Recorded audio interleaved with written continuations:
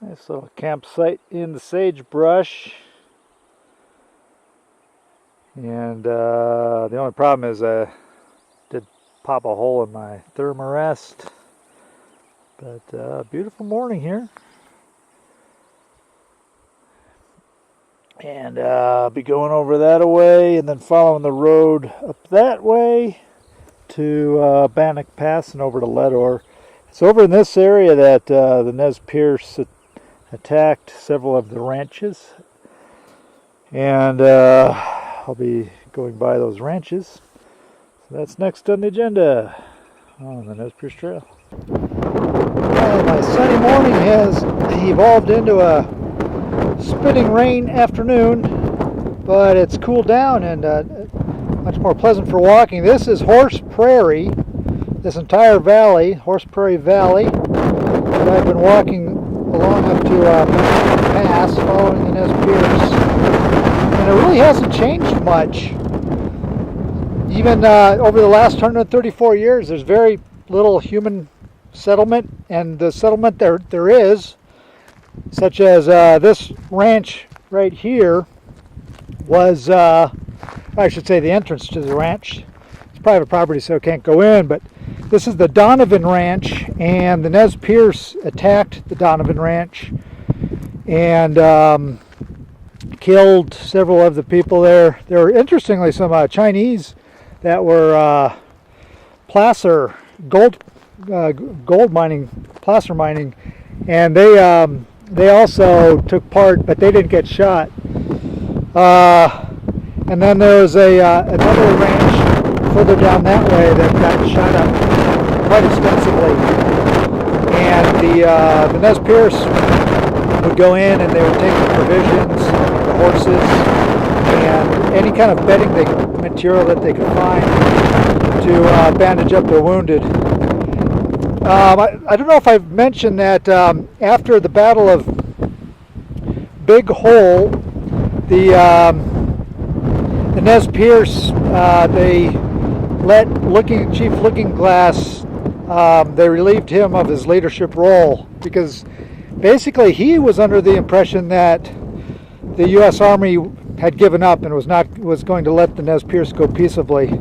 So the morning massacre at Big Hole was a shock to the Nez Perce, and then they relieved Looking Glass of his role as chief of the non-treaty bands, and a new fellow who by the name of Poker Face, who they had met.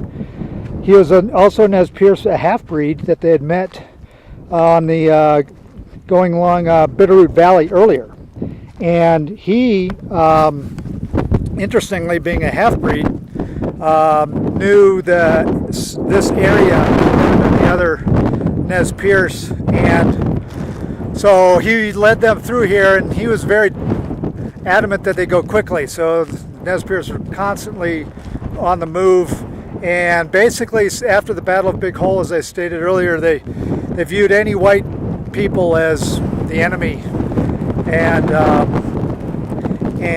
so the white settlers heard about this, and they would send all their wives and children to the town centers such as Bannock. And Donovan, they were going to leave the people that were here at Donovan Ranch, but they thought, oh, the Nez Perce will go through and won't bother them, but that was not the case. The Nez Perce shot up the ranch. And so I'm heading now towards Bannock Pass, and that's where the Nez Perce went over Bannock Pass as well into the town of Ledor, and going to take it from there onward on the Nez Perce Trail. And I'm incorrect. It was not Poker Face. His name was not Poker Face. It was Poker Joe, also Lean Elk. He was, interestingly, a French Nez Perce half-blood, sub-chief of the Bitterroot Band. Poker Joe guided the Nez Perce from Big Hole to the crossing of the Missouri River. And he was killed at the battles of Bear Paw, which I'll be getting to many weeks, a month from now. But as I stated earlier, he was in control of the band. trying to move very quickly to get away from these soldiers. The one thing that I haven't really talked about is that the Nez Perce, when they came to this area, they were really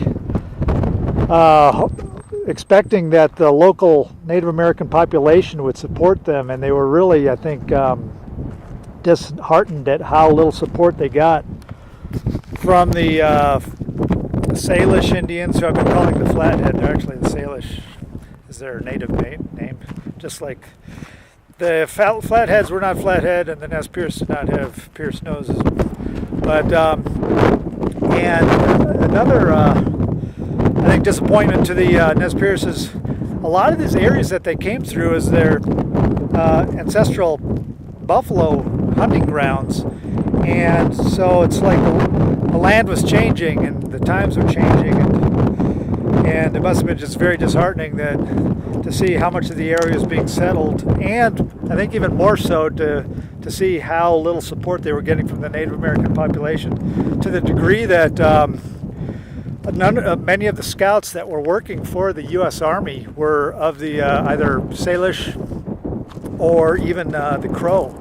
So these people, these Native American tribes that had formerly been their allies, were now working against them. So the Nez Perce really felt like they were fugitives, kind of strangers in what was their once ancestral land is now they're strangers in a strange land and fugitives on the run.